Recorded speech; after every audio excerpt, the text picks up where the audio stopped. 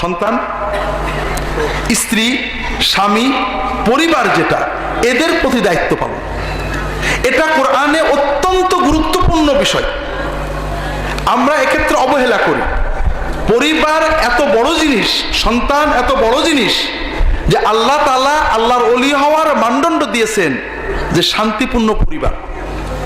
আল্লাহ আমাদের দোয়া করতে শিখিয়েছেন, রব্বানা হাবলানা মিন আজওয়াজিনা ওয়া যুররিয়াতিনা কুররাতা আয়ুন ওয়াজআলনা লিল মুত্তাকিনা ইমামা। আল্লাহ আমাদের স্বামী স্ত্রী সন্তানগুলোকে চোখের শান্তি বানিয়ে দাও, মানে আমাদের পরিবারের সবার ভিতরে শান্তিময় সম্পর্ক দাও, একজন একজন দেখলেই শান্তি লাগে, এবং আমাদেরকে মুত্তাকিদের ইমাম বানিয়ে দাও। তাহলে মুত্তাকিদের ইমাম হওয়ার আগে শান্তিপূর্ণ পরিবার। এ বিষয়ে কোরআন এবং হাদিসে অনেক দিক নির্দেশনা আছে, যেটা আল্লাহ বললেন। আল্লাহ তাআলা কি বললেন? যে তোমাদের সন্তানদেরকে অভাবের ভয়ে মেরে ফেলো না, কারণ আমি তো রিজিক দিই। আমরা বাংলাদেশের মানুষ সন্তানদেরকে অভাবের ভয়ে মারি না। আমরা অভাবের ভয়ে আরবের কাফেরদের চেয়ে বেশি মারি। আরবের কাফেররা সন্তানদেরকে অভাবের ভয়ে জীবন্ত পুঁতে রেখে আসতো। এটাতে সে দুনিয়ার জীবন হারিয়ে যেত, কিন্তু আখিরাতে জান্নাত পাওয়ার সম্ভাবনাটা থেকে যেত। তার মানে এক মরা মরতো, দুই মরা না। প্রথম মরার পরে আবার জীবন আছে, দ্বিতীয় মরণ মানে লা ইয়ামুতু ফিহা ওয়া লা ইয়াহইয়া, জাহান্নামে পড়বে, মরবেও না, বাঁচবেও না। আমরা কি করি? আমরা অভাবের ভয়ে ছেলে মেয়েদেরকে দিন শেখাই না, ওদেরকে দুনিয়াতেও মারি, আখিরাতে অনন্ত জীবনে জাহান্নামের ব্যবস্থা করি। এটা আরবের কাফেরদের চেয়েও মারাত্মক। কিন্তু আমি দেশে আসছি আজকে 16-17 বছর, এই যে আল ফারুক করেছি, আজ সুন্নাহ করছি, মাদ্রাসা করে, বিশ্বাস করেন সারা বাংলাদেশে একটা অদ্ভুত চিত্র। কোনো সচ্ছল, কোনো পয়সাওয়ালা মানুষের ছেলে মেয়েরা মাদ্রাসায় পড়তে চায় না। কোন মাদ্রাসায় পড়লে খাবে কি? ও তো খাবে না, ও না খেয়ে থাকবে। কি দুঃখজনক কথা। একটু আগে আমাদের মুফতি শহীদুল্লাহ হাফিজাহুল্লাহ তিনি আপনাদের বলছিলেন, আরো অনেক জরুরি কথা বলতে পারতেন, বাধ্য হয়ে কেটে দিতে হলো। বড় কষ্ট লাগে ভাইরা। আমাদের সন্তান, আমাদের চোখের মণি, যাকে নিয়ে আমরা পাগল হয়ে আছি, সেই সন্তান, তাকে আমরা দেখে শুনে জাহান্নামের পথে ঠেলে দিচ্ছি। কেন? দিন শিখলে ও গরিব হয়ে যাবে। ওয়ালা হাওলা ওয়ালা কুওয়াতা ইল্লা বিল্লাহ। প্রথম কথা হলো, দিন শিখলে গরিব হয়, এর চেয়ে মিছে কথা আর নেই। আমাদের দেশে কয়েকটা মিছে কথা আছে যেটাকে সব মুসলমান বিশ্বাস করে। একটা হলো খ্রিস্টান মিশনারি ইংলিশ মিডিয়াম স্কুলগুলোতে পড়লে খুব ভালো হয়। সমাজে আছে না নেই? অথচ ইংলিশ মিডিয়াম স্কুলগুলোতে যারা পড়ে, মিশনারি নন মিশনারি, এরা জীবনে বড় হয়েছে। আপনি আমাদের দেশের সিভিল সার্ভিস দেখেন, জুডিশিয়ারি দেখেন, আপনি ইঞ্জিনিয়ারদের দেখেন, কোথাও ইংলিশ মিডিয়ামে পড়ে যে বড় কোনো কিছু হয়েছে পাবেন না। নেই। ইংলিশ মিডিয়ামে যারা পড়ে, মিশনারি স্কুলে যারা পড়ে, অধিকাংশ ছাত্র জীবনেই মদ খায়, বিয়ার খায়, হুইস্কি খায়, অশালীন আচরণ করে, একটু বড় হয়ে নানা রকমের অবৈধ কাজ করে, আর আরেকটু ভালো হইলে নিজের মা বাবাকে কি করে? হয় না? যদি কোনো মাদ্রাসার ছেলে একটা সামান্য ব্যক্তিগত অন্যায় করে, জঙ্গি হয়েছে, বোমা মেরেছে, এটা তো দূরের কথা, স্কুলে একটা ছাত্রকে চড় মেরেছে, অথবা একটা কোনো জিনিস নিয়ে পলাই গেছে, এটা সারা বাংলাদেশের সব পেপারে এসে যায়, ঠিক না? পেপারে আসে। এবং এই যে মাদ্রাসার ছেলে খারাপ কাজটা করেছে, এজন্য দায়ী মাদ্রাসা শিক্ষা। কথা বলছেন?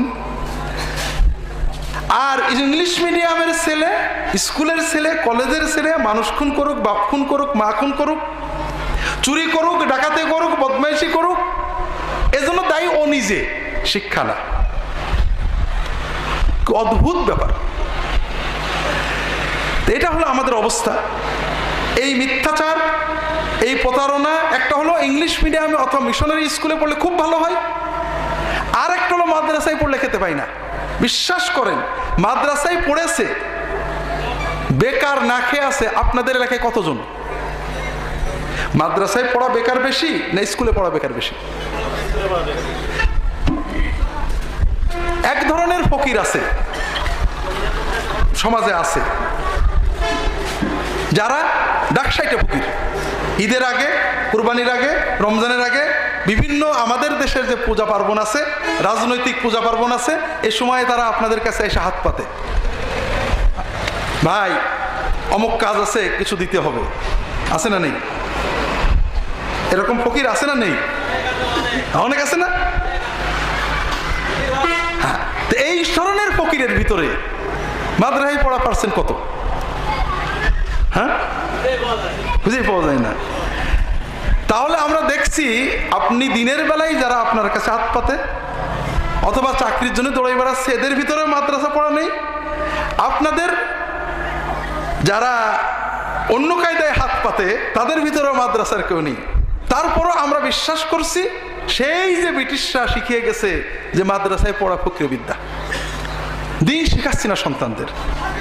এটা জরুরি নয় যে আপনার সন্তানকে আলেম বানাতে হবে, তবে এটা আপনার জন্য সফলতা যে আপনার সন্তানকে আলেম বানাবেন। আপনার সন্তানকে আলেম বানাবেন, এটা আপনার বড় গৌরব। আপনি ডাক্তারের পিতা, আপনি ইঞ্জিনিয়ারের পিতা, আমার ছেলে ব্যারিস্টার, এটা আপনি গৌরব করেন। এটা কোনো গৌরব না। আপনার ছেলে হাফেজ, আপনার ছেলে আলেম, এটা হলো গৌরব। কথা কি বুঝতে পারছেন?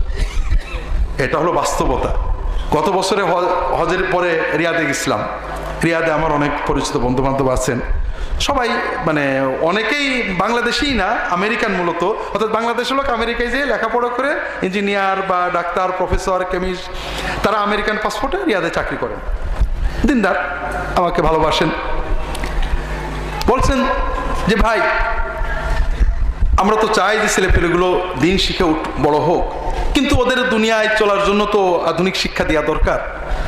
এখন কতটুকু ইসলাম ওদের শিখালে পারে ওরা অন্তত মুসলমান হয়ে বেঁচে থাকতে পারে, আপনার পরামর্শ চাই।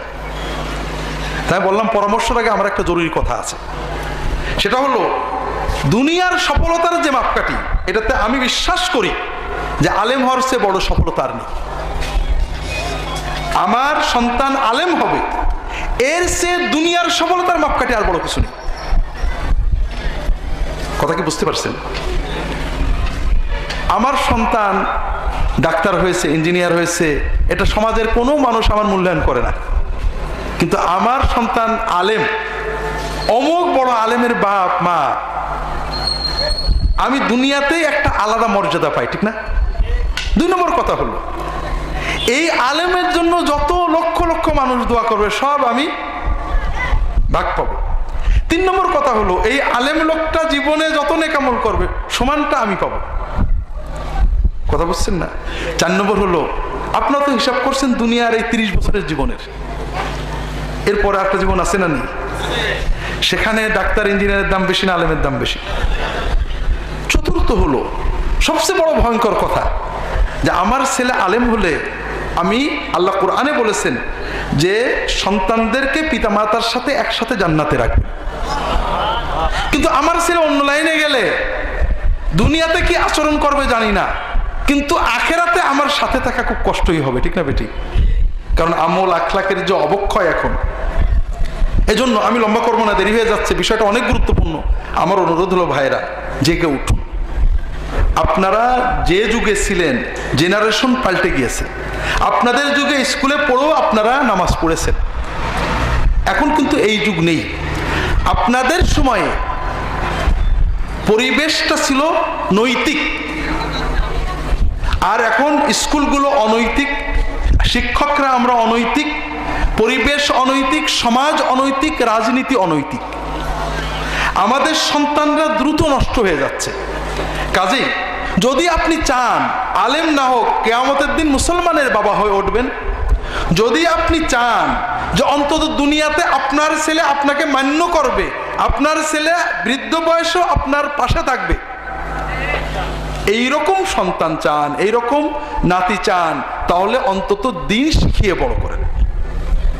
তাদেরকে খুন করেন না, অনন্ত জীবনের খুন করেন না, তাদেরকে দিন শিখান। যারা ছোট আছে তাদেরকে অন্তত নুরানি বা প্রাথমিক মক্তবে দিয়ে দেন।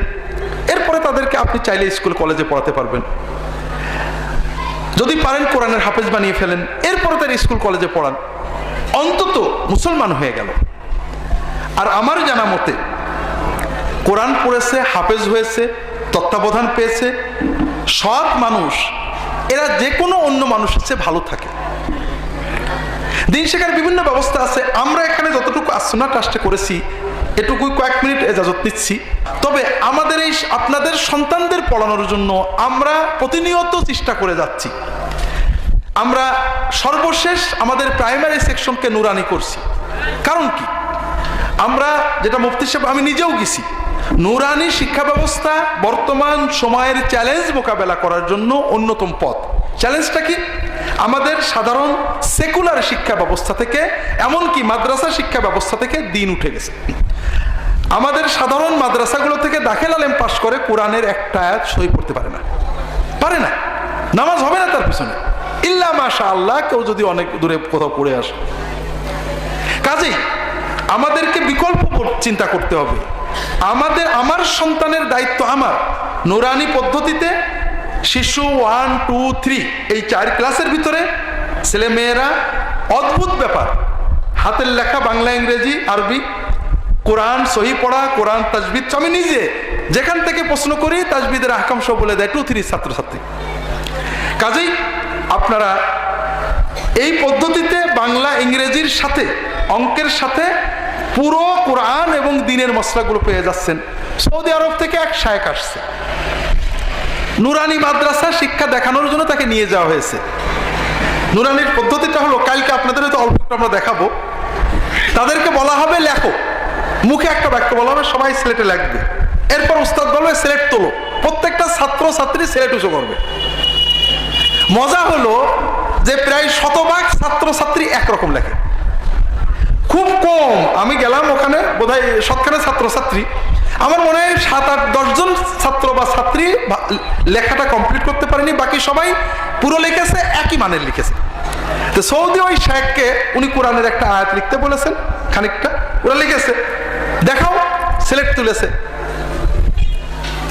উনি বিশ্বাস করি এটা অসম্ভব, এটা তো একেবারে সেই টাইপে লেখার মতো। বলে না, এরা আগের থেকে লিখে এনেছে।